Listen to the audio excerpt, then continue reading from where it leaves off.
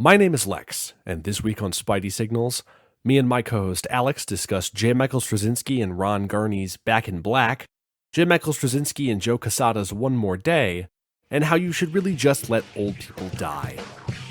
Get ready for a brand new day, because it's time for Spidey Signals.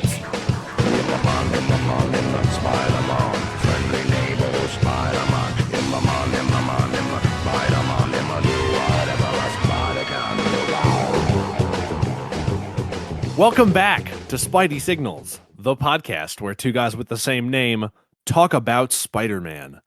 I'm Lex. And I'm Alex. Last week, we talked about... What the fuck did we talk about? Oh yeah, the new animated series. I completely forgot. Animated series. Yeah, I completely forgot that we talked about the new animated series.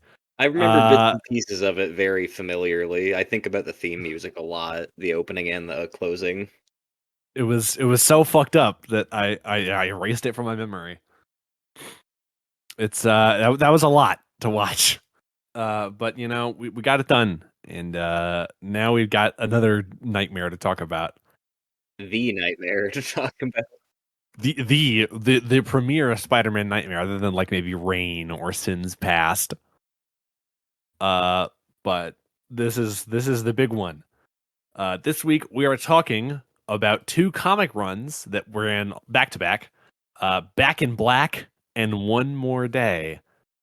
Back in Black was released over 5 issues from April to October of 2007, and One More Day was over 4 issues from November 2007 to January of 2008. Back in Black covers Amazing Spider-Man 539 through 543. One More Day is ASM 544, From the Neighborhood Spider-Man 24, Sensational 41, and Amazing Spider-Man 545. All of these comic books that we're talking about were written by J. Michael Straczynski, except for Amazing Spider-Man 545, the very last one, which was written by Joe Quesada, who is also an artist, and also, at the time, the editor-in-chief of Marvel. So he was just doing other shit. Very convenient. Yeah, he's like, I know what I'll do. We'll get into that. The artwork for Back in Black was done by Ron Garney, and the artwork for One More Day was done by Joe Quesada. The letters for Back in Black were done by VC's Corey Pettit. That's what Wikipedia says. And One More Day's letters were done by Chris Ilopoulos. I hope I pronounced that right. The colors for Back in Black were done by Matt Mila. And the One More Day colors were done by Richard Isenove and Dean White. So yeah, that's what we've got to cover. 9 issues of comics. It's exciting. Mm-hmm. Yeah. Alex, do you have any personal experiences with Back in Black and or One More Day? My personal experiences with Back in Black are mostly just having been familiar with what I've seen. I admittedly had not read either of these arcs before the recording of this episode. I had seen bits and pieces of Back in Black on Reddit and on the Spider-Man sub there, and whenever I follow a lot of Spider-Man blogs on Tumblr, and I've seen panels from it that are particularly famous or infamous spread there, so I'm familiar with some of the bigger, like, fuck you Kingpin moments that I've, seen and read just out of context. But as far as One More Day, I've gone out of my way to not read it up to this point, just as a measure of not wasting my time. I have a bad habit of, like, watching things I know I'm going to either hate or I know are going to suck just to watch them or read them. Yeah. And I have shows that I've been meaning to watch for like a decade that I'm about a third of the way through, that I'm in a constant state of restarting. So never am I like, oh, you know what I should do? I should read Spider-Man One More Day today. So my familiarity with these are passing it until now.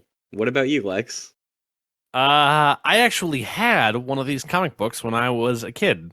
I specifically had, I think, Back in Black issue 2. I remember the cover with Spider-Man on the side of the ambulance. It was one of the few comics I had. But I remember reading Back in Black issue 2. And obviously I didn't know what the fuck was going on. And I never really came back to it. And of course, One More Day is obviously super infamous And you hear about that all the goddamn time. It is like we said earlier, probably the most infamous Spider-Man comic story other than Reign or Sin's Past. And it's pretty stupid. But first, we got to get through the good stuff. So, Yeah, for Alex, you sure. want to just kind of take us through the plot of Back in Black in one more day? Oh, would I ever? This is gonna go up and down a lot. So let's get right into the meat of it. We Oh begin with yeah, Back in Black, and for context, this arc begins. I'm not sure how much time since the end of the Marvel Civil War has passed specifically because I haven't read through that all the way. Um, but it's at the point where Peter is living in secrecy in like a sleazy motel with MJ and Aunt May. Um, After the Civil War has ended, Tony's pro identity revelation faction having been the registration. Yeah, yeah, yeah. Having been the victor, the clear victor, and with people like Captain America and Peter gone underground. Everyone knows Spider-Man is Peter Parker, and he's at odds with Tony. He's an outlaw. It's fucked up. It's a take on the character that people were like, okay, let's see what happens at this point. And the the Kingpin. first Oh, the go ahead. first note that I wrote was literally how the beginning of the comic, which is where Aunt May gets shot. Like this immediately reminds me how dumb Civil War is in the comics. Yeah. It's I haven't read it. I yeah, know what happens on like a plot skeleton level, but like it's not something that's ever interested me. The toy box, let's make them fight aspect of it. I think the MCU handled it as best as like that kind of universe and that like vision of it could. Um, yeah. the comic version, what I know about it, has just never particularly appealed to me.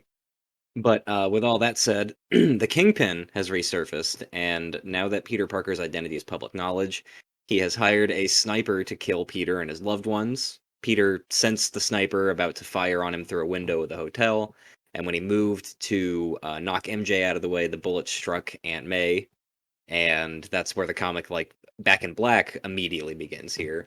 Um, Peter repeatedly just screeches the phrase "no more" with the most un-Peter Parker expression you've ever seen on his face, and bolts outside of the hotel room towards the oncoming sniper fire, like dodging it left and right. Where he then picks up a jeep and hurls it at the window that the gunman is firing from. Uh, Immediately does not give a fuck. Just yeah, flips on the switch. The switch is flipped. yeah. This is it's a version of him. They get used to a lot of maskless, costumeless stuff in this arc specifically. Yeah. Just absolutely no fucks given. I don't care who sees me throw a jeep. It's all out the window now. When the jeep is thrown at the gunman, it hits him in such a way that the scope of his gun is broken off as a convenient little plot evidence MacGuffin. MJ frantically attempts to dial 911, and Peter says that there's no time, grabs Aunt May in his arms, and swings to the hospital with no costume, just not giving a fuck, bleeding, dying Aunt May in his arms, going. Uh, May pipes up with her dying little old woman voice and goes, "Oh, Peter, Peter, they're gonna see you as Spider-Man. I'm so sorry. Oh, God, I'm sorry I got shot with a bullet." Barely clinging to life.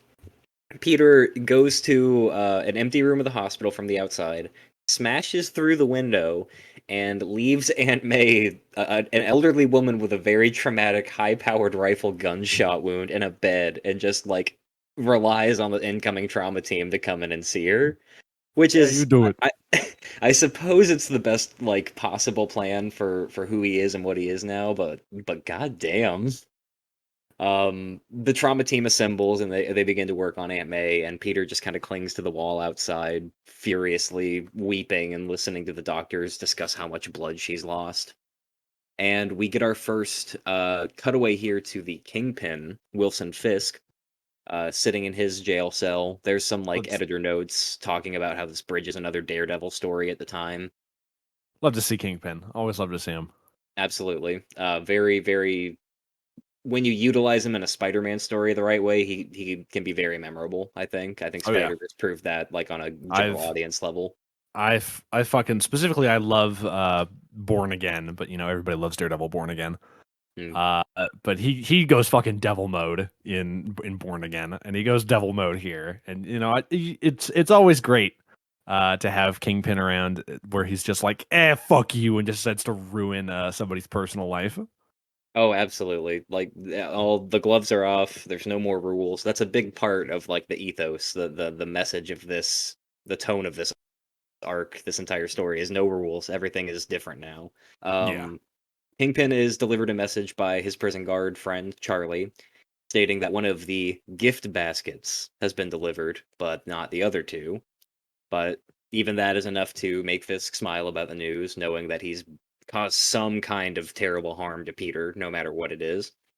And he starts this long diatribe about Euripides, the Greek playwright, and Yep. his like penchant for tragedy, which Fisk shares, and he's like, I'm like Euripides. Euripides nuts. Am I right, Charlie? Hey. Dude's rock.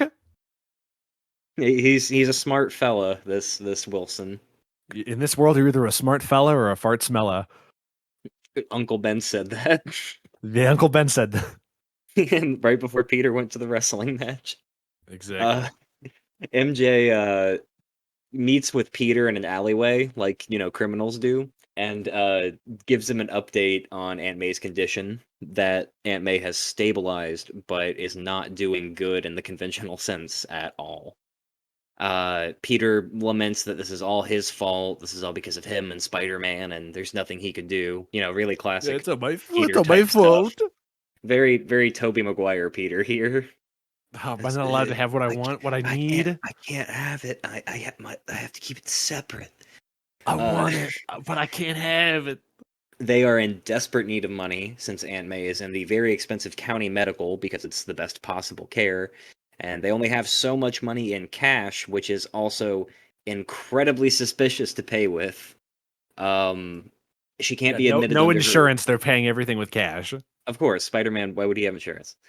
Spider-Man doesn't have health insurance. Aunt May also, of course, obviously can't be admitted under the name of May Parker, given her connotation to a wanted super criminal. So they decide to book her under the name of May Riley, with an old birth certificate, going with her maiden name. They've decided to do that at that point. Um, Yeah. Peter goes off and says he's going to do what he does best, which is hurt people when he puts his mind to it. He goes back to the location. Sounds like the fucking Punisher at this point. Oh yeah, a lot of this is some of this is cringe, some of it is cool. It kind of Yeah, fluctuates. That's more of a cringe moment. yeah. Normally, I don't really like super dark Spider-Man stories, but sometimes, especially with like this, I think it works really well because Mhm. like later on when he ends up finding the sniper scope and he goes around and tries to find the arms dealer, he's like, "I don't Yeah. knock. I'm not in the mood," and I'm like, "Yeah." No, yeah, it's very, very good. No quippy Spider-Man. He is back in the sniper's nest, where a cop tries to like stop him from coming to the evidence scene here, and he just silently webs him to the wall from like the waist up. And Spider-Man said, "Fuck cops." Uh, Spider-Man's a fuck cops. his spider sense allows him to find the broken pieces of the scope on the ground, which he takes into his inventory, and his quest marker tells him to go interrogate thugs. Uh, he knows he can't do anything to help May in person, so with the scope in hand, he knows he has to turn to where the big time weapon fencers meet for information. These are the top drawer guys, he says, people that usually like the police are even afraid to touch. They deal with celebrities, politicians, they're the guys.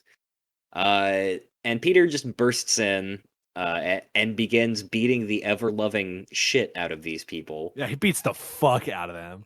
badly. Uh, Immediately kicking ass and giving us, the audience, monologues about, again, how he's not knocking, not in the mood, doesn't care what this gun deal is or who it's for. These people are just in the way. He's not pulling punches. They make it a direct like Yep. line to us that he's not pulling punches here, which is a thing he does to not cause grievous internal injuries to people. No Beats the fuck out of jokes. people. He's just making short work of every thug he sees, until there's just one left, the one he came to see. Peter, Peter is on demon time right now. He's on demon time. yeah, he's like he's Doomslayer Peter at this point, just Exactly. Yeah. moving through berserk power up, just cutting through him. Uh, the dealer denies any involvement with the scope specifically, and Peter breaks his hand, very Rorschach-esque, just holding the broken bone on him Ah, there. Uh, and the thug says that it's a very high-end Gunter Wass scope, very expensive, Gunter. only very high-end, very good fiber optic kind of shit, and only a few dealers would carry it, a very few number of them in the city. And Peter says that whatever those people would do to him in a day or two for ratting is but a fraction of what Peter will do to him right now if he isn't giving him a name and address, which is like Darth Vader like monologue. You know what I mean? We've He's gone from going. like yeah, that's like James Earl Jones could say that. He's going fucking evil mode. I mean, that's what I gotta say. And I actually really like all the scenes where Peter fights in his his civvies, his civilian clothes. Oh, for sure. Except the outfit that they give him is so corny. Like he's wearing like slacks and Converse. a Converse and a polo, like a tucked Mhm. in polo shirt. Absolutely. Like he looks like a fucking dork. He looks like it was laundry day and he's wearing like a outfit he would have worn in high school. Yeah, exactly. Kicking ass in his fucking Chuck Taylors, leaving waffle print bruises on people's forehead all the way to the bone, That would be or really whatever funny. diamond print. But Um, already knowing where all this goes, just let May die. Just let her oh die. god, for Just God's let sake, her. yeah, that's the Just official opinion of the podcast. Is what the that's fuck? Let the old woman just let her rest in peace. let that old bag die. Let her Come join on. her husband in gunshot wound heaven, where they can kiss and bandage each other's wounds for eternity. As MJ arrives back at the hospital, Um, she's told that May is now in a coma, kept alive only by machines and life support, and the doctors are afraid that she's going to pass soon. So, with all of this information that Peter's gathered in mind, he goes to a spot that he said he, didn't think he would going to be returning to under this context or really any, and finds his black costume webbed up in a little cocoon on a very tall building, which, if you want to get about lore, dissolves in an hour, whatever. Uh, he retrieves his black costume, his "fuck you, I'm evil" costume, reminiscent of the symbiote suit, to send a message to those who know what it means, what it represents. Peter is now fully back in black and ready to kill whoever is responsible for this grievous invasion in his life, which ends the first issue of Back in Black. Oh yeah. Takes us to Amazing Spider-Man 540. MJ calls Peter on his cell phone, which is a thing now that we're in 2007. Firmly, Spider-Man has a cell phone. Get him on the phone. Who relays to him that Aunt May is now in a coma, as well as the rest of the news that came with that.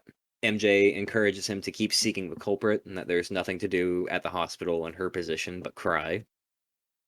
Peter has been given 4 names by the thug that he attacked to track down that would have dealt in this specific scope recently. Having cut through the first 3 in a very quick little, when you read that sentence, you're like, oh god, are we gonna have to see him fight through all these people? I think there's a sequence like that in Kraven's Last Hunt or something. Yeah. They cut through that very quickly and just take us right to the 4th one. Peter is going very hard on him, far from easy. Uh, Mocking him, going on a long-winded, again, almost Toby speech about, oh, you're a coward from a distance. You people like you can't get up close and fight. This, kind of ableist Peter. Yeah. So the obviously this is the it's called Back in Black because he puts the black costume back on. And he's like, I didn't like this because it scared people, but I don't care anymore. But like, I want to do like a special shout out because the black suit looks hard as fuck. This whole Mhm. miniseries, like they Yeah, they do absolutely it does. it looks so good the whole time. Like there's that big splash page where Peter is holding the guy up that he's interrogating. That looks Mhm. great. There's a later I think it's like I think the 4th issue, like when he's fighting Kingpin, where there's just a panel where it's like one of those long thin panels where it's just you could just see a black head and then these 2 little white eyes just staring, and it's like this looks hard as fuck. It looks great. Yeah, absolutely. I'm a big fan, and I'm glad to see it so much in this. The dealer makes the mistake of taunting Spider-Man in his, fragile state here, and ends up going out the window. saved at the last second by a web line. Uh, this causes him to cough up some multiple names, but only one that matters to Peter as to who the gunman could be. Jake Martino, who is purportedly a hitman who does jobs that no one else will touch, meaning that he was hired to kill May. That means, with all that said, Jake has friends in high places and is seemingly untouchable, but not for long, Peter remarks.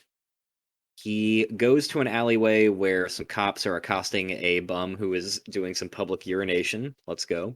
And traps them all in the alleyway with a wall of web so he can break into the cop car and use their car computer to get Martino's last known address, which is, of course, more. That's 2 issues in a row. Spider-Man said, "Fuck cops."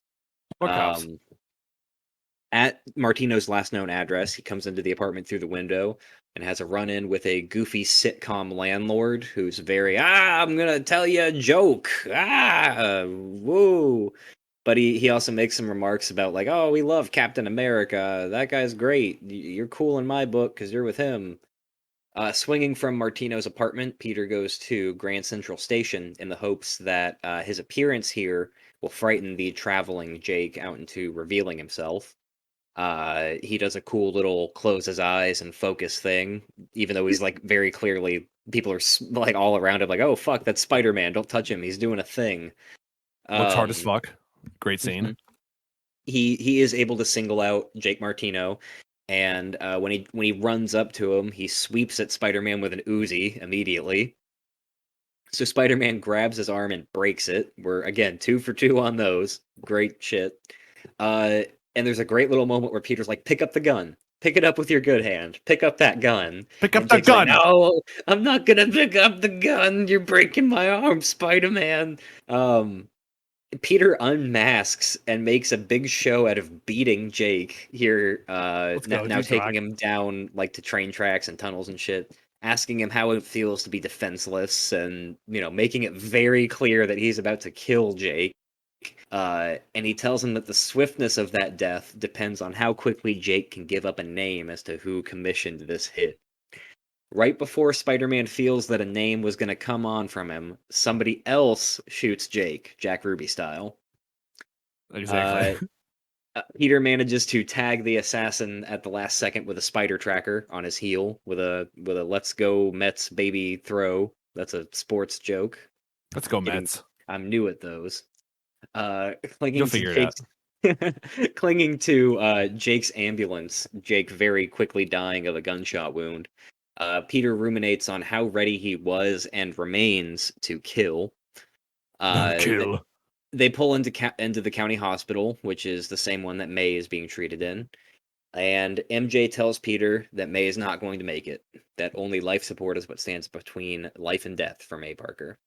Meanwhile, Jake dies, and Peter feels the presence of the killer nearby and finds him outside on the phone relaying news of Martino's death to somebody, saying, yeah, he died before he could squeal, blah, blah, blah. Peter webs the guy's mouth shut and takes the phone from him and hears instructions to clear out Jake's apartment and lie low. Peter knows the voice and begins speaking directly to Wilson Fisk himself. He greets Peter and asks what he can do for him, and Peter says he can die. You could die. Let's go. So that takes us directly into the beginning of our 3rd issue of Back in Black, where Kingpin says back to Spider-Man that he doesn't die. He has others die or kill for him, and that's the law of nature. There's also a nice there's a shot here of Kingpin's cell where he's got like his big fancy table, and my favorite part is that he's got a giant portrait of himself just in the background. Very in character, yeah. It's good. It reminds me a lot of Daredevil season 2 when he's just hanging out in prison trying to get shit done. Yeah, I've still not finished Daredevil. I'm gonna get around to Daredevil's such a good show. Please watch that show. I owe it to myself to finish it, I think. Peter retorts back that he's broken all kinds of laws in the last 48 hours, and he's not too concerned about rules of nature either. He hangs up on the Kingpin and rips web painfully from the killer's face, demanding info on what's going on here. He threatens to rip the guy's still beating heart out of his chest, and the guy buys it that Peter would do something That's like fucked up. that. That's Uh, fucked up. Jake apparently knew something that the boss didn't want anybody to know. Peter senses this as him being told the truth, and as they're having this conversation, MJ begins to come outside and almost closes in on them, but Peter absconds with the killer in tow. Charlie the guard returns to Wilson Fisk and Early Dogard. his giant prison desk, and Fisk asks a favor of him. Fisk then begins to rip his desk apart by the handful and reveals that it's full of a giant Santa sack of money, like a Yeah, cartoonish Wilson Fisk size sack of money. there's like wads of $100 bills like inside of the legs of the table, and he breaks it all apart. It's so Yeah, like it's desk. fucking cartoonish. It's so funny. Charlie had said he would help him within the rules, but Fisk says this is beyond rules, this favor. Now holding what he calls a king's ransom, Fisk promises the oversized bag of cash to Charlie and the other guards if they look away at just a key moment tonight. The only other thing Fisk makes a demand of is his clothes. Jim, the man who killed Jake Martino, is being dangled above rats in the sewer in a very vermin-y kind of like location by Spider-Man, who is just hanging out in his clothes on a web down there, looking very evil. He's just Not chilling out. not killing him directly, of course, but just hanging out in his plain clothes, and exposits to Jim the killer about the food chain again with the defenseless ant routine that we hear a lot of in this arc. As the rats begin to swarm on Jim, Peter cuts him down by Captain America-ing a garbage lid at the web line, and tells Jim to tell everybody, that he is the predator here, that Everyone. his entire family is off limits forever. He's wearing the suit, and he's just getting up in his grill and saying, "I'm the predator. You're the prey. It's this I'm the way now. predator. He's going wacky mode. You're locked in here with me." Ah, Peter goes back to May and MJ, discussing May's condition. The cash is going very fast to keep May here, and of course, drawing attention as always. Peter recalls a great little Amazing Spider-Man 10 and 31 yeah. to 33 memory of saving May's life with his radioactive blood. A huge throwback all the way to fucking ASM 10, where Peter gives a blood transfusion to May, and it fucks her up, which he has to end up fixing that in the Master Planner saga, which we will end up talking about in our penultimate episode. So that's a fun connection. And it's a little sepia-toned memory he has in the panel behind him. It's Yeah, like with the where faithful they're art style. where they're drawn like Ditko, yeah, and where Peter has like a pencil head. Yeah, it's really fun. I like that part. Um, with that having happened in their past, they work to get the radiation out of her blood. And with the things that now exist in her blood due to that, Peter wants to make another direct transfusion with no doctors involved, just them. MJ steals the equipment that they would need to do this, and Peter manages to pull it off, saying that he saved this idea for when neither of them had anything left to lose. Despite himself being weakened with blood loss, Peter says he has to go. And we get a great little sequence of like Peter suiting up again while Fisk simultaneously puts on his suit as well.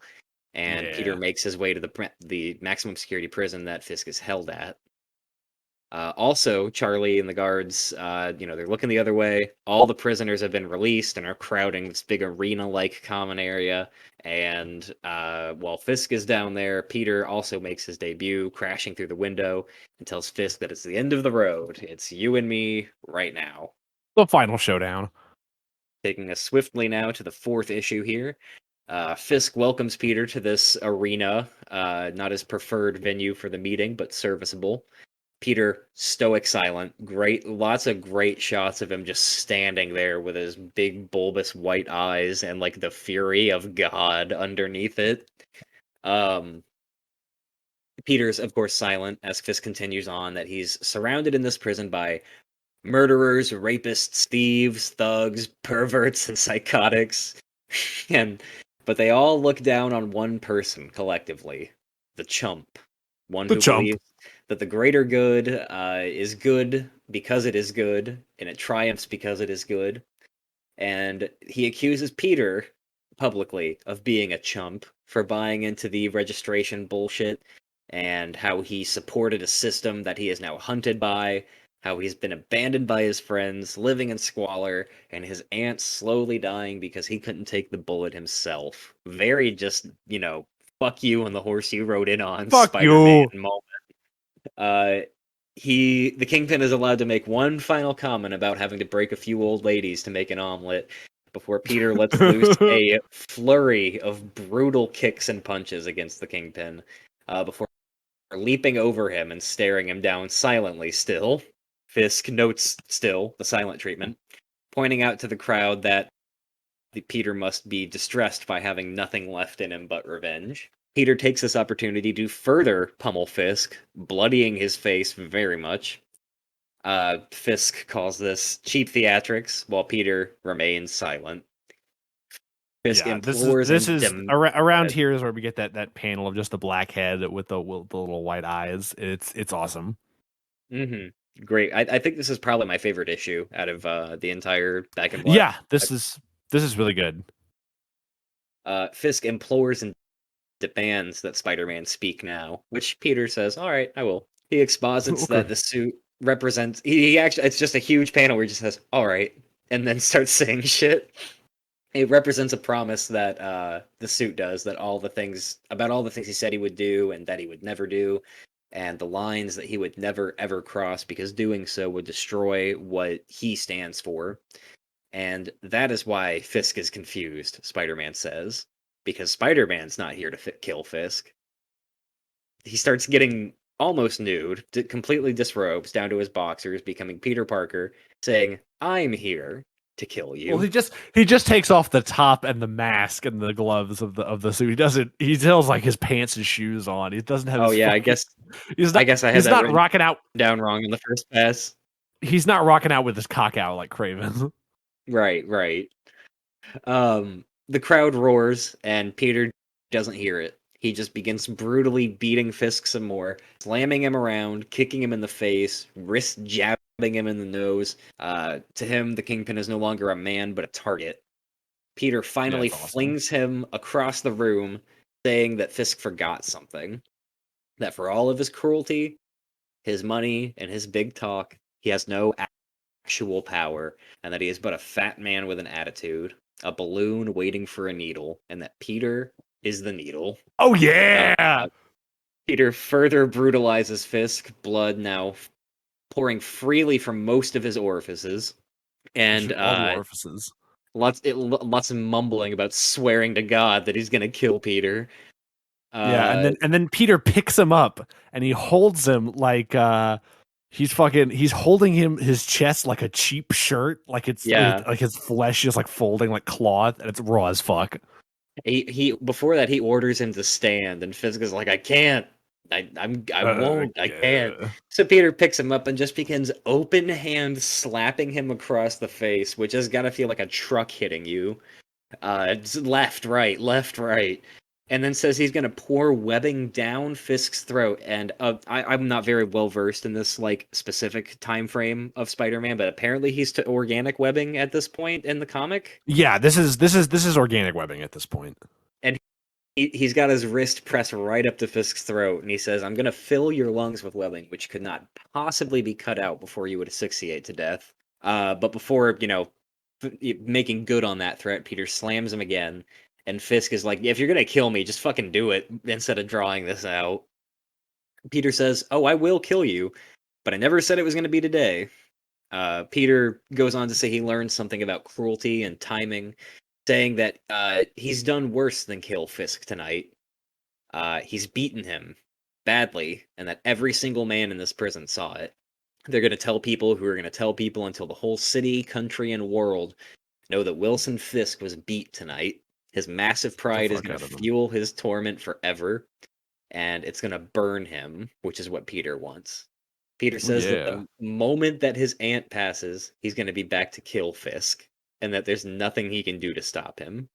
Just incredibly raw shit. It's great. And then Uh, he ends up turning to like the peanut gallery of all the other criminals that are in the jail, and he's like, "You touch them, you die." Dude's rock. yeah, you will experience this firsthand if you do what he did. Um, on his way out, Peter encourages Fisk to pray for every possible second of life for May, but not to count on God too much. Only Spider-Man. Only there is no Uh, God, only Spider-Man. a defeated Fisk asks the crowd what they're looking at before he slinks back to his cell and Peter makes his grand exit. Back at the hospital, Peter says that he's almost done with what he had to do, but it's very clear now that May cannot stay in this expensive hospital any longer.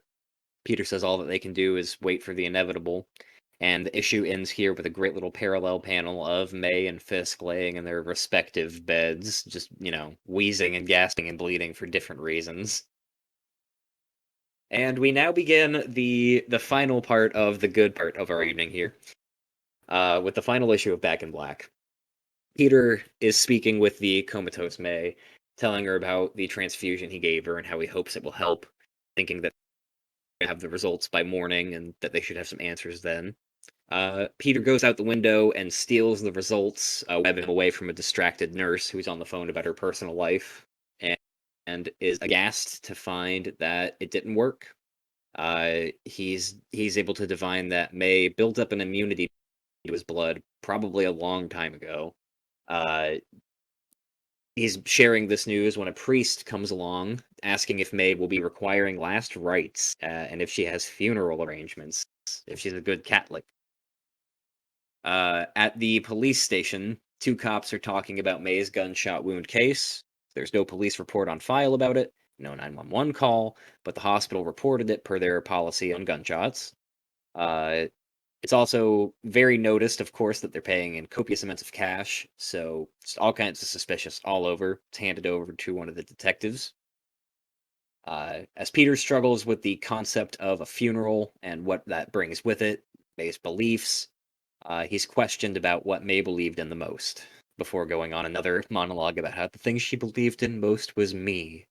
And it's like, It was that's me. that's nice, Peter, but like, does she want a Catholic funeral or what? That's what we're talking about. Just like Pete, just let her go. Come on, man. There's gonna be a whole fucking heap of trouble if you don't. Just come on, for all Oh, our there sure sake. is. Let her die for the love of God. He then ends this by saying, he thinks that belief in him might have cost her her life. The cop is now at the hospital and is told that May was logged in as a victim of a drive-by shooting, and that the only ID that the patient's name is associated with is a very old birth certificate, and that in the last 48 hours there was a radiation change and spider venom detected in her blood report.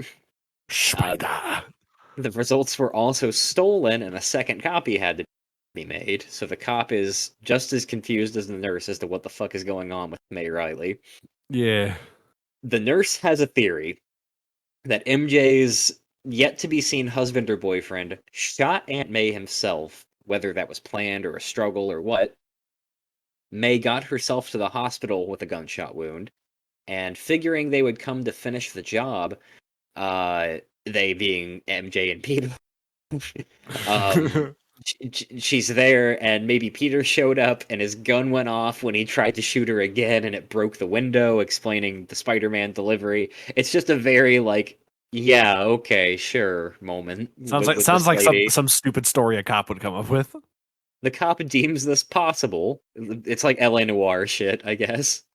Uh, but further suspects that MJ has been keeping May quiet, and Peter could be poisoning her with spider venom. You get Uh, poisoned. regardless of what they think, they have enough info here to accuse MJ of committing a felony. So the cop heads up to the bed where May is to confront them.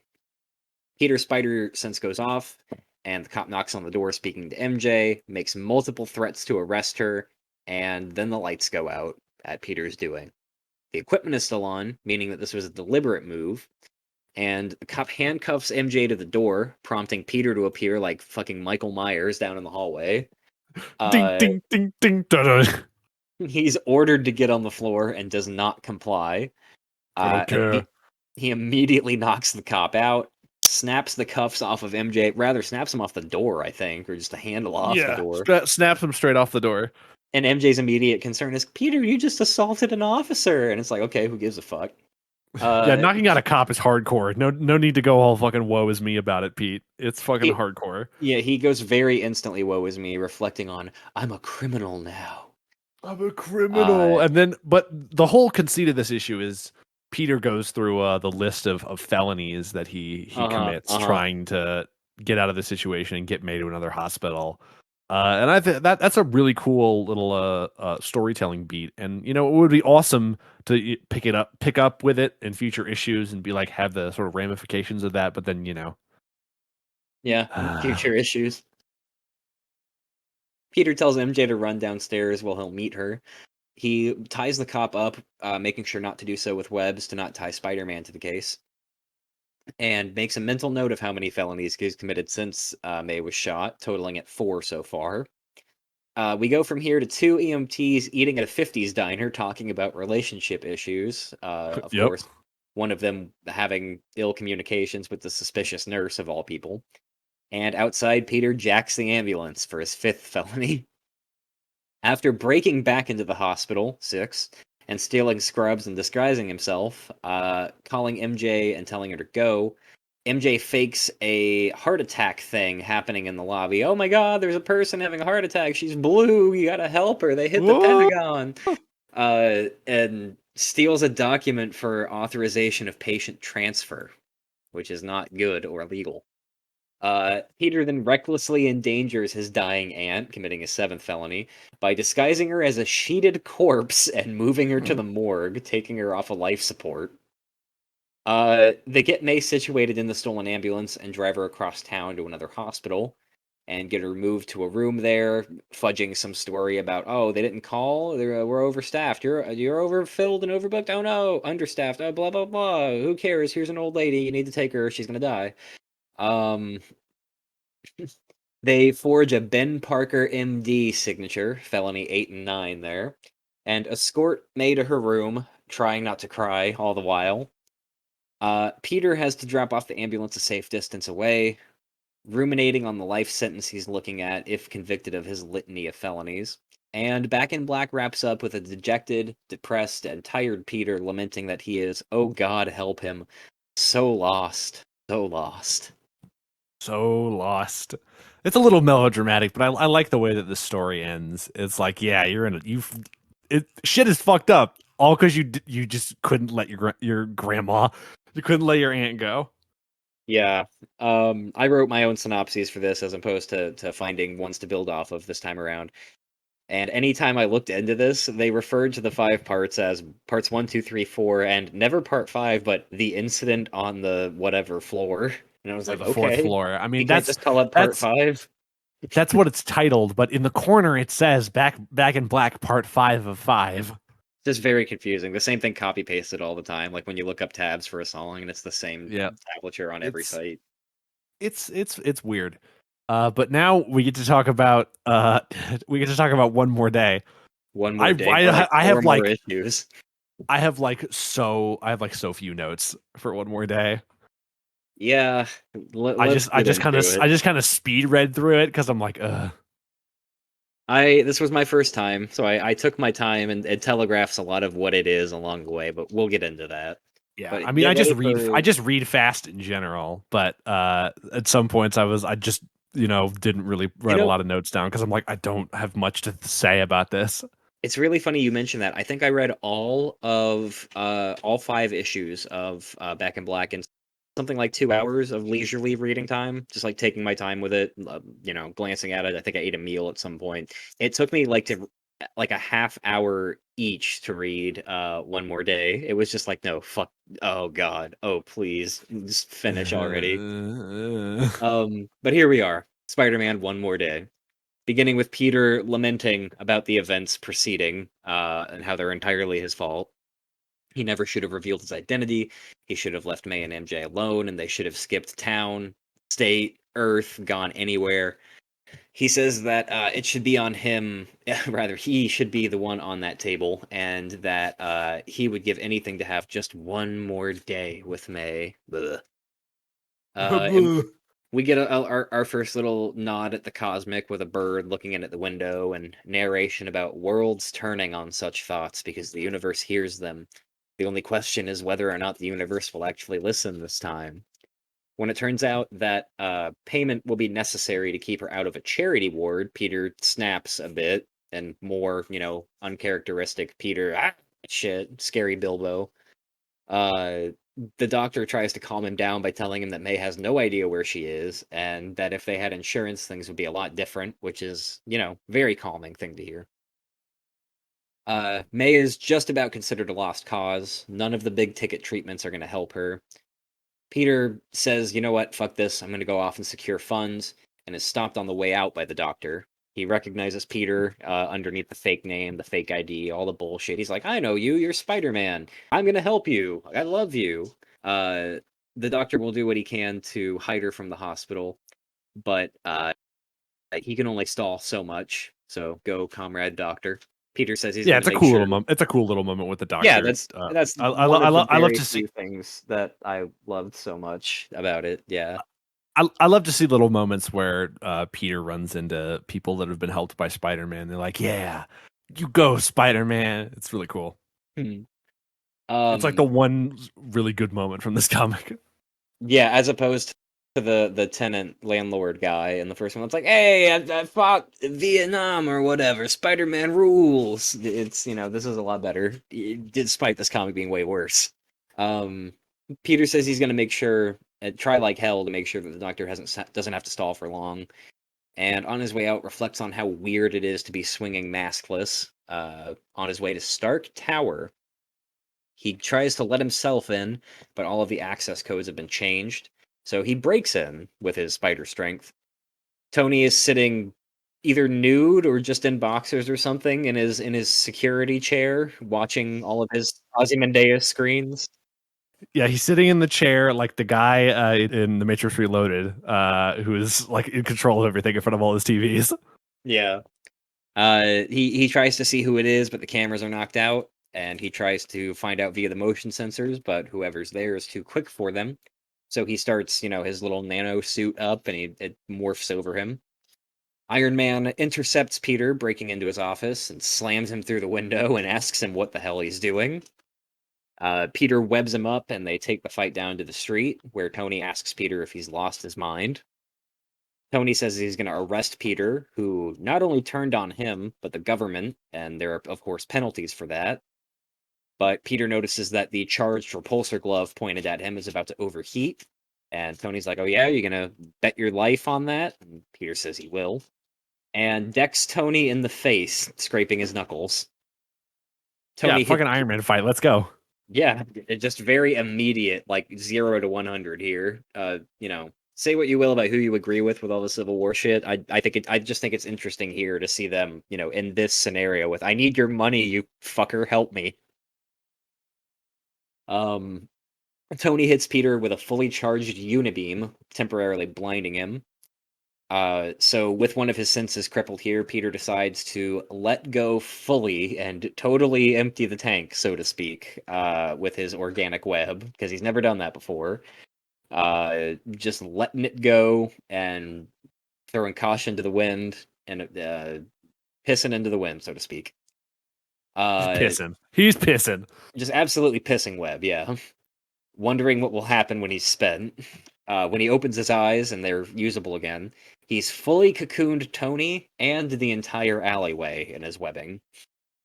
Underneath all of this, Tony tells Peter that he can't run or hide. Somebody is eventually going to find him. Peter rips off Tony's helmet and tells him May is dying, and it's his fault. Tony's fault, that is. Peter says he trusted Tony. Tony was like a father to him, and he trusted him when he said he had to give up his identity. Peter fully lays out his accusations, and Tony only meekly replies that he's sorry and he didn't know. Peter says he doesn't want any apologies. What he wants is Stark to do something about it. While Peter may not be innocent, May is, and Peter implores Tony to donate to her well-being, and Tony says Peter is in no position to make threats, but Peter says no, that wasn't a threat, or the or is that May is going to die in a charity ward, and you like her because she's a nice old lady, and you can't let that happen. Tony says he doesn't want that, of course, but can do nothing about it without compromising his position. He'd be aiding and abetting a known criminal. At this point, his repulsors kick back on and he fights out of the web and says that he's going to let Peter walk for now out of his respect for May, but next time he's taking him in. Wanted criminal. After crying for Tony to wait, Peter smashes the Iron Man helmet, all pissed off. Tony gets a bottle of water and tells Jarvis to do something for him. Jarvis the butler, not Jarvis the AI. Yeah, of course, I should specify. Peter returns to the hospital and finds that there is no change in May, spoiler, and that she's going to the charity ward. Peter says he's a criminal already. He'll get the money however he has to. He'd sell his soul if he had to. And that's when Mr. Jarvis chimes in that might not be necessary after all, sir. Because his cousin May Morgan from Blackpool is here and shot, and he has up to $2 million in his account that he can use to keep May where she is. Peter knows this is, of course, Tony actually helping after they fought and said, "Fuck you, I'm not helping you, idiot," and then helped him anyway. He knows it's not going to happen again. Peter won't accept that these are most likely May's last days, and that there's nothing that can be done, but Peter still says that he will stop at nothing from saving her, taking us to the second issue of One More Day now. Issue 2. May is moved from the charity ward back to a private room, but she is still going to die. In desperate need of a miracle, a now regular suited regular suited red and blue Spider-Man visits Doctor Strange at the Sanctum Sanctorum, and this is where Peter, come on. Some of the plot elements from this are, of course, from what the trailers look like. We're going to be seeing some of this type of stuff in No Way Home.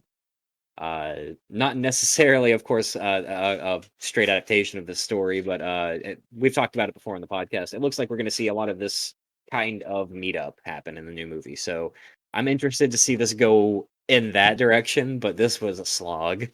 And that's coming from a guy that likes I'm interested to see a good version of this. It's very shitty here. Yeah. It's just more beat. Most of this, the entire series, basically, all of One More Day is Peter beating around the bush. It's like, I don't want to let my aunt, who is an old woman and has lived a good life, die. It's like, I don't. Doctor Strange, can you help me? And he, yeah, it's nobody's favorite, and if it is, you're a complete dolt. You're a freak. Jesus, Parker, you are a freak. Strange allows Peter to enter the sanctum, and Peter catches up Strange to speed. Strange talks about how his hands were fucked and there was nothing that could be done for him, but, the Master, the Ancient One, changed everything for him. Strange is also of the correct opinion that May should die now, because she will soon anyway. But Peter persists, imploring Stephen to help him. Strange reveals the Hands of the Dead, which allow one to enter the tides of space and time, travel the world, and be in several places, in an attempt to seek out someone who may be able to help. Peter is then everywhere and nowhere, with every person telling him that there's nothing they can do. He sees just a short list. He sees Black Panther, Reed Richards, even Doc Ock, Morbius, and Doctor Doom. Saying he went to those who would see him dead out of desperation, and even they must understand. And I can't imagine Doctor Doom being anything like, are you fucking kidding me? Fuck your stupid aunt. I hate you. Get out of here. I don't care. There's a Doctor Doom. There's actually a Doctor Doom Doctor Strange crossover comic that I really, really want to read. It's about them trying to go and rescue the soul of Doctor Doom's mom. Oh my god. Apparently it's really, really good, and I'd like to read it. But just knowing that comic exists, I'm like, he might help Aunt May, but he can't help her because she's an old woman and she's been shot and she's in a coma and she's gonna die, and you need to let her go, Peter. Not that kind of doctor, Peter. The answer is always the same. Nothing can be done for May.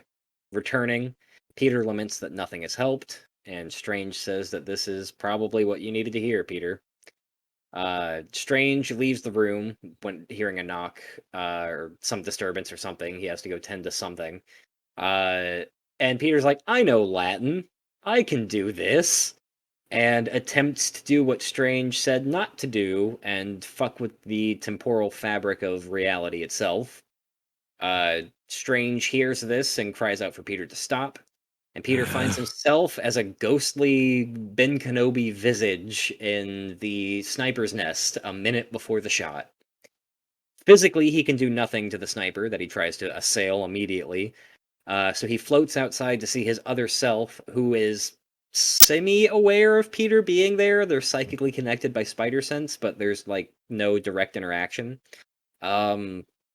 He sees his other self and is stopped by a gang of weird nightmare xenomorph aliens who can harm him. He's stopped by the Langoliers. Yeah, Nightwalkers, they're later revealed to be called. They're stupid, and I hate them. They're literally just the Langoliers from the Stephen King story. They eat time. They can harm him, but he can't touch them. Escaping them, Ghost Peter tries to take the bullet himself, but it still hits May, with Peter still saving MJ. Strange is able to pull Peter out of this, banishing the creature closing in on him, and he gives a little exposition about Nightwalkers. They live on the edge of time and space, and they exist to prevent destiny from changing. More Strange exposition as he flies them home and says that Peter's non-material self is wounded and dying, so they need to act quick. They have to go further back in time to an empty Sanctum Sanctorum to prevent, any shenanigans from happening, Back to the Future style. Peter begins the hurtful healing process in the healing room, and Strange has to go answer the door. And he's very insistent that Peter don't come out here for this. Peter is in the room healing, can't leave the room, because on the other side of the door is a past Peter, who now Peter desperately wants to tell the future to, but can't. The magic healing is almost done. Strange returns and says that he can help Peter now because his wounds are magic, but cannot help May, whose wounds are not magic, whose wounds are bullet, and it is not his... Whose wounds are bullet? It's not his thing. He can't do this. It's not his position to give her more life. Yeah, Strange. It is cool to see Doctor Strange. I always like to see Doctor Strange, but this whole issue is just beating around the bush. It's like Peter, you need therapy, not me. I hate the way Peter is written in this story. It's terrible. And also, I don't remember exactly which moment. I didn't write it down in my note, but the art in this whole series kind of sucks. Yeah, Peter looks like a caveman a lot of times with like a little thin lip and big eyebrows and just shading for eyes. There's some moments where they do what I call Bagley face, where it's like really harsh, not good looking lighting, and they look like Oblivion characters. The cover of, I think, issue 3, May looks like fucking Palpatine. Yeah, everybody's got Bagley face this whole series. Which just absolutely sucks for me because I love how Bagley draws suits. I just hate how he draws everything else. Yeah, well, if you don't know, I've made reference to this before in the podcast. I really do not like the way Mark Bagley does the art for Ultimate Spider-Man. He makes everybody look like he has a lot of weird, harsh lighting that looks bad. The faces they pull are really extreme, and makes everybody's face look like they're from the Elder Scrolls 4 Oblivion. But this is a phenomenon that even has affected Joe Quesada's art, which I haven't read anything else that Joe Quesada has drawn. But if it's anything like the rest of this, I don't really want to. Yeah, I wholeheartedly agreed. Yeah. God, especially not the shit that he writes, like the words. That's even more fucked up. Now that Peter is healed to the best of his ability, Peter and Strange return to their bodies and their time. Strange implies that May's spirit is alive and she can hear Peter, who should be spending time with her as she dies, and reflects on not having been able to say goodbye to so many of his loved ones. Strange says, "Thanks for coming over. Thanks for stealing my shit and using it wrong. Get out. Thanks for the adventure." And dismisses the dejected Peter, who runs into a little girl on the street who can read his mind and tells him that she can change things even if he can't. And with the introduction of this little weird child, we are halfway through One More Day, Lex. No. Halfway fucking there. No. Spider-Man questions the child, saying that she shouldn't be on the street this late at the beginning of issue 3 here. Uh, I'm gonna just say this right now. I'm gonna wait to say who the little girl actually is before the actual reveal in issue 4. But like yeah. I already immediately figured out who it was. Like it's not hard. Peter's a smart guy. Why he didn't put two and two together on this one? I hate the way they write Peter in this whole series. Yeah, he's not Uh, really a context clues guy, but I mean, like it's an interesting story beat. I think it's clever. But I wish it would have been done better and wasn't Mephisto. like, at all, yeah. This weird little child, goads Peter about his protective nature and says that, she can help him, and asks him if he wants to save his aunt's life, but has to follow her. And he follows her for a bit, but then she snaps and calls him selfish, and says that as long as Peter can sleep with a good conscience, he doesn't care who has to pay for it, and that revenge makes Peter feel big. Peter's like, okay, those are big ideas for a kid. That's weird. And the kid runs down an alley, so Peter gives chase. He comes across a guy on a bench reading a book. At first, it's an Ayn Rand book. I want to say it's Atlas Shrugged. I could be wrong. Yeah, Later, it's 1984. yeah, it changes to 1984. I wonder if they did that on purpose or if it was just the Joe Quesada forgot. Yeah, because it only changes that one time, I think. Yeah. Um, Peter sees this guy reading the book, insufferable guy, and says, "Hey, did you see a kid?" And he's like, "Yeah, I saw a kid. It's her. She vanishes a lot." Peter's like, "So what's your deal, dude? Who are you?" And the guy says he works in computer games. He's a Uh, gamer. Peter's like, "That sounds fun." And the guy's like, "Yeah, I'm a gamer because there's something missing in my life. I wanted the chance to be a hero. We read books and we play games because this isn't the world we were supposed to get." He does that like 5 times. We were supposed to get, and it's like, oh, Peter, you get what's happening yet? He Uh, he said he'd be grateful if he could do what Peter could do because the world doesn't get that chance. Peter just kind of fucks off from this conversation and is stopped by a guy rolling down his window in the back passenger seat of what is like a Rolls Royce and says, "Hey, I saw the girl. I'll give you a ride." And the guy's in his limo. He has Stark type like screens and gadgets and shit inside, and offers Peter a drink. Peter's like, "No, sir, I'm a good boy. I don't want it." And the old man's like, "Well, I went to school here, and I was bullied, and then I became everyone else was a jock and successful, and I had nothing. And then I became an inventor at 19 and a multimillionaire, billionaire, and now all my bullies work for me because I'm Todd Howard, and everybody sucks." Uh, Peter remarks that the guy must be happy now that he has everything, and the old man reflects on a lost love that he lost connection with, and that's he doesn't have everything. uh, the car stops, and Peter's accompanied to another alley. And the guy says that he would trade all of his lavish trappings for his woman back, the one he loved, the one who loved him truly and honestly, but beyond the money and everything. And See, he'll even this guy, never who it have is it. also very obvious who it is, even this guy knows you got to pick your wife. Yeah, absolutely. Come on, Peter. Be real. Uh, the man vanishes, leaving Peter with a mysterious woman in red. Peter is very sure he's dreaming at this point, and the lady elaborates that dream cells are as real as our waking selves, and at the crossroads the twain meet. And Peter has been speaking with his alternate selves. With Uh, with just a nudge, destiny can shift very suddenly. Peter could have become a greasy gamer incel slob, or he could have proved his worth via his anger, grinding out science like a madman, leading to Parker Industries and becoming Rolls Royce Man. He would prove himself to everyone but himself. In nearly every life, Peter winds up alone. This is where Mephisto reveals himself as Mephisto. the only one who can save Aunt May. Peter imagines Mephisto wants his soul, but Mephisto says he stopped making that deal ages ago. It's too noble, too heroic, and too much a win for the victim. They get to, relish in eternity knowing that their suffering means they won. Mephisto implies he wants something grander and tells Peter that MJ is behind him in a hotel room. He bursts in and finds the real ass MJ in there, and she's asking if what Mephisto says could possibly be true. If he can save May with whatever bargain this is. Mephisto says that it will come at the price of what brings Peter the most joy, the most happiness, and what sustains him. Not Peter's soul or life, but his marriage.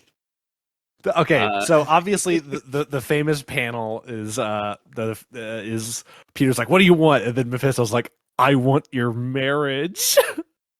And And it's it's like Peter's obviously like, this is this is a thing that everybody knows, and it's like, but even just reading it, like, are you fucking kidding me? Like, yeah. Obviously, if you don't know, One More Day exists to do a continuity reboot because, as we talked even way back in fucking our Kraven's Last Hunt episode and our Clone Saga episode specifically, a lot of people at Marvel do not like the Peter MJ wedding for some reason because they're idiots. Mm-hmm. So they've for years they've been trying to figure out how the fuck do we get rid of this marriage. They tried so many things. They tried the Clone Saga, which ended up blowing up in their faces. And now they've come up with their new hot idea, straight from the mind of their editor in chief, who was going through a divorce at the time. Demon divorce. How about demon divorce? That might work.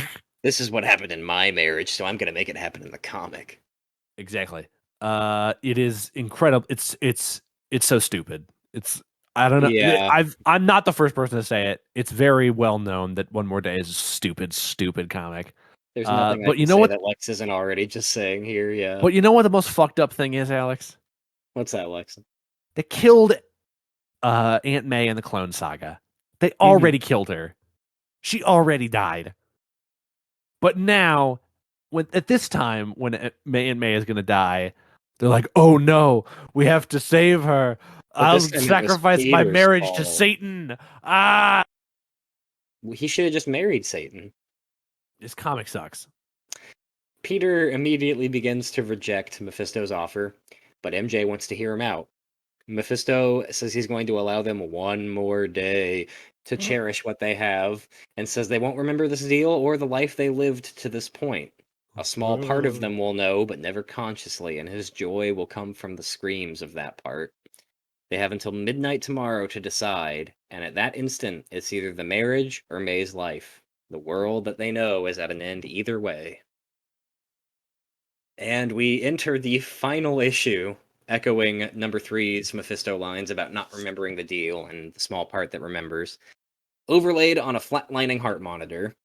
And specifically, this is the one issue out of all that we're talking about that is written by Joe Quesada, instead of J. Michael Straczynski, because I don't know if you're going to talk about this in the trivia section, but they talk about it. They kind of had a conflict over where this story went, and J. Michael Straczynski was like, "Fuck this shit, I'm out of here. You write this shit, Joe." Yeah, you know what? If you think you can do it, do it. But we'll get there when we get there. Peter jolts awake in bed without MJ, wearing his suit. She's in the bathroom, asking for silence for a minute to digest what has just happened. She wants to know if Mephisto is telling the truth, and also coughs and moans a few times in agonizing nausea, and says she has a selfish question. May has had a good, long life. She's been kept alive and going. Every moment of Peter's life has been fighting for her, keep fighting all odds. What if it's just her time, Peter? What if the right thing to do is the sensible thing and just let her die? And Peter, who would have guessed? Peter once again busts out the nope, my fault. Maybe if it was in her sleep, but no, this is my fault. And it's like, okay, Peter, whatever, fuck you. This is like there's also we also get a great Bagley face, right when he's like standing in the doorway and there's like the light coming in on him. He looks so terrible. I think I remember what you're talking about. Yeah, that's a classic Bagley face, even though it's not drawn by Bagley. May but also like this whole thing where he's like, maybe if she died, but she got shot and it's my fault, and it's like, oh my god, can it with the fucking responsibility shit? Nobody cares, dude. Come on. Satan is trying to steal your marriage and your response. So Just call Daredevil and have him fight because they're both devils and it'll cancel out. Exactly. Matt would beat the fuck out of Mephisto, and the problem would be solved. MJ is rightfully perturbed by all of this and says Peter is putting her in a bad position. Peter says that they're in this together and that they have less than 24 hours. And they spend, I don't know how much of this time, they spend a considerable amount of that time just holding each other motionlessly in lots of panels, which is admittedly an interesting, nice moment. Yeah, I did just shit on the art, and I generally think Joe Quesada doesn't do a great job here. But that little 4 panel of MJ's reaction, and then the splash page of them, laying on the floor. I think that's a really good little moment. Yeah. Peter tries to relive some memories out loud, but MJ shushes him, saying she remembers every little detail and nothing can take that from her. She begins weeping when Peter asks what that means, and Mephisto appears. Peter demands to know how this deal works, and Mephisto essentially says they will never have been married, a stitch of time undone, not the entire world. That they don't understand, but they don't need to.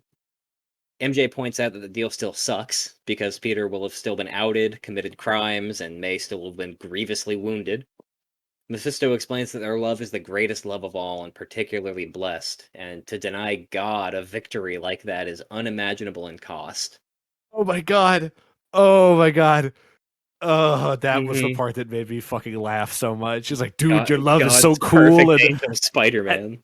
cool and powerful and godly.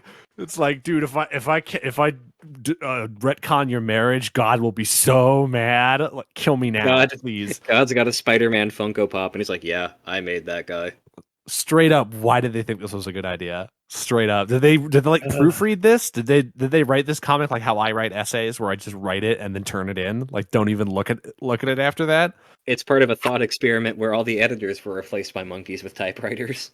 Exactly. This is fucking embarrassing. MJ demands that if they go along with this, she wants Peter to have his entire old life back, and says she can offer Mephisto something to sweeten the pot for this deal.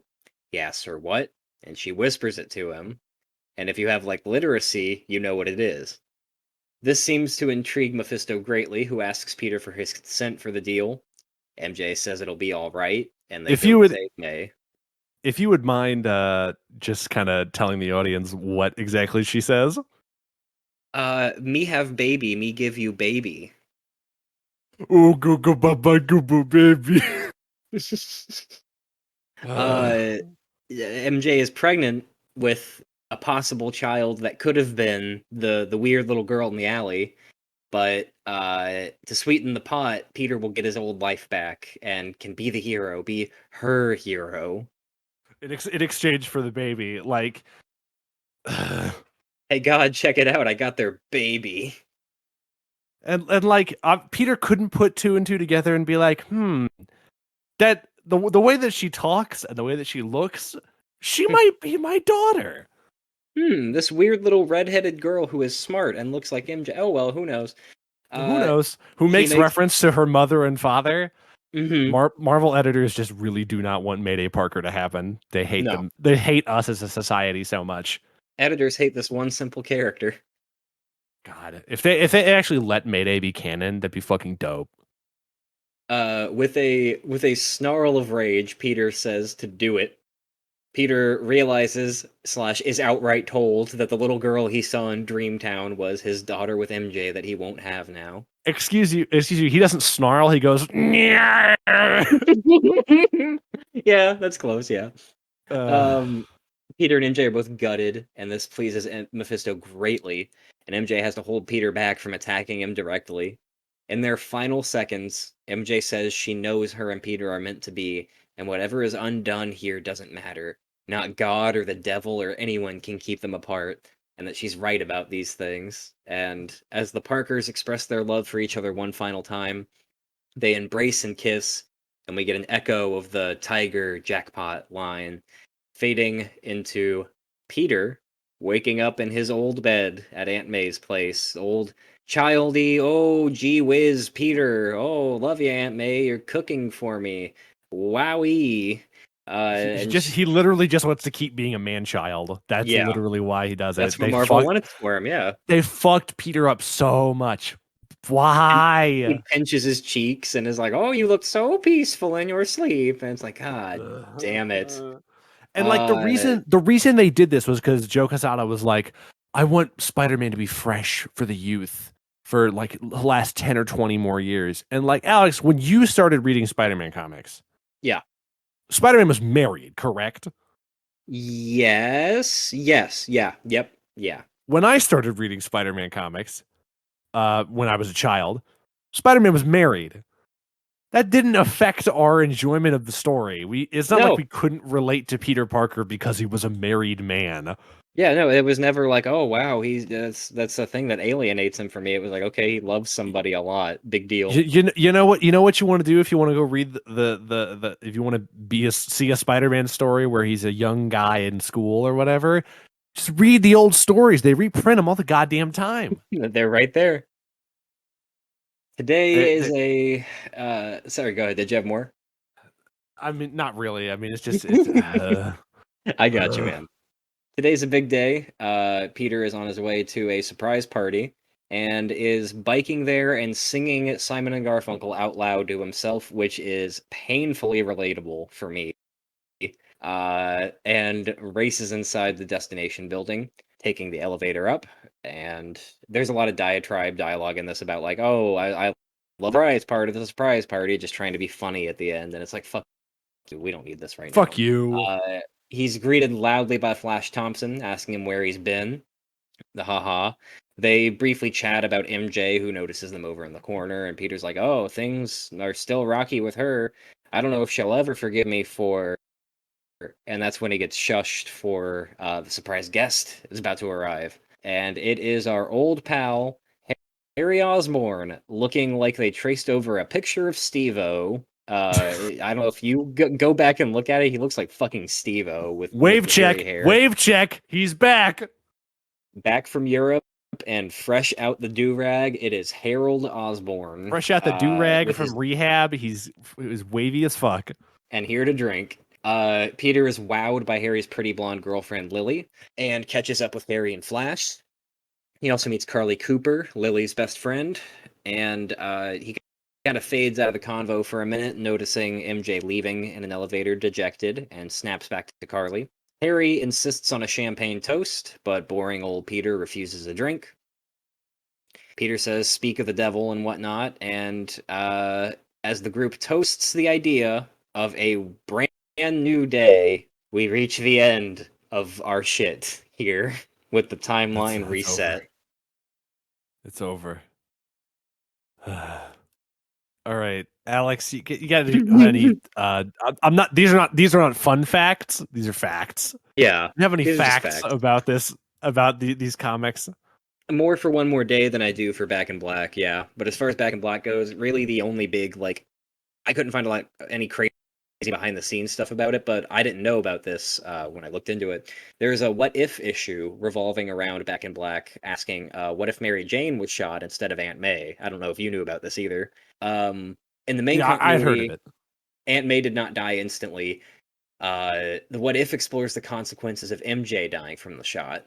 When she's shot and killed, Peter is also wounded in the back, but the sniper believes him dead and begins to leave, only to be caught by a very much alive Peter who kills him with his own gun. Peter then tells Aunt May what he has done and puts the black suit on.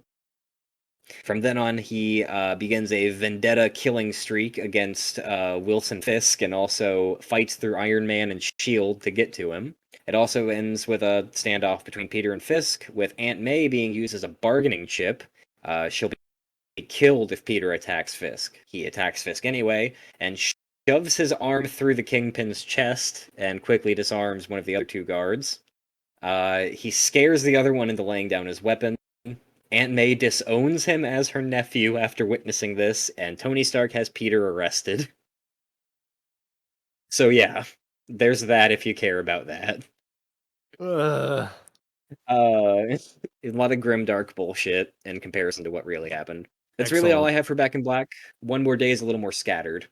J. Michael Straczynski was drafted to write this story since Joe Quesada knew he would be ending his run soon, and he felt introducing this generation dividing retcon would be best with the changing of writers, since the backlash of what happened would not be seriously blamed on the new guy starting out, while he could have a clean slate. Quesada stated that JMS didn't question the intent of the sub-story, i.e. Peter and MJ's marriage dissolving and shaking up the status quo, but rather he was angered over the fact that Quesada didn't allow him to fully explain the story and that he didn't get to write it the way he wanted.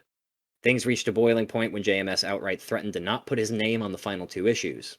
JMS later said that while he respected Quesada and accepted that Spider-Man is Marvel's baby, and as editor-in-chief it was Quesada's call on how to handle the IP, he still disagreed with the idea of erasing the marriage, but was willing to play company man and write the story, even though he hated it. He saw One More Day as a stopping-off point for the run and hoped to end it with a good enough clean slate that still maintained most of the story points going forward. He also disagreed with the logistics of Mephisto and Quesada's "it's magic, we don't have to explain it," and the fact that the retcon virtually negated his entire run and the character's development that he had written. JMS finally disagreed with the idea that it was MJ rather than Peter who made the deal, feeling that it was too cowardly on Peter's part to pass the buck, and that it was out of character for him to not take responsibility for the guilt of the action. So that's about the brunt of the drama that surrounds it that we touched on earlier. Yeah, and I mean, I haven't read a whole lot of the JMS run, but from what I've heard, generally the JMS run is considered to be like some of the best married Peter stuff. Yeah. So yeah, go. There's whole big gigantic volumes of the JMS run that are compiled together. Go read those. Mm-hmm. Don't read this. In Spain, one of the countries where Spider-Man is the most popular, the whole deal with the devil situation is referred to as the Mephistazo. There is no English equivalent, and it basically means the Mephisto screw-up. The Mephistazo. It is a full-blown meme among Spaniard comic geeks. Let's fucking go. Go Spain. There is an actual storyline in the newspaper comic of Spider-Man with almost the exact same plot as One More Day, except at the end it's revealed it was all a dream. I wish. The story is also the basis for another story in Daredevil Annual Volume 6, Number 1. I think that ties over with some of the stuff that Fisk was talking about.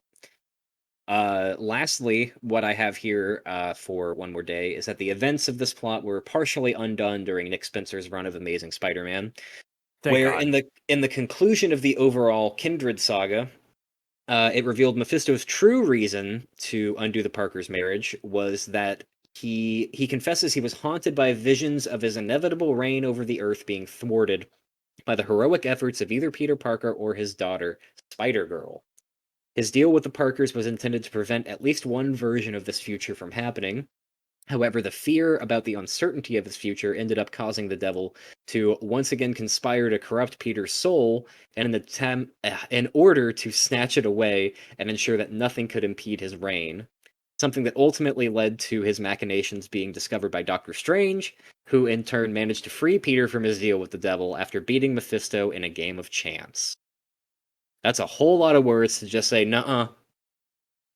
Well, good on Nick Spencer for trying to fix that shit and doing it in a way that makes at least a minor amount of sense because of with the mess that he was given after Dan Slott's around.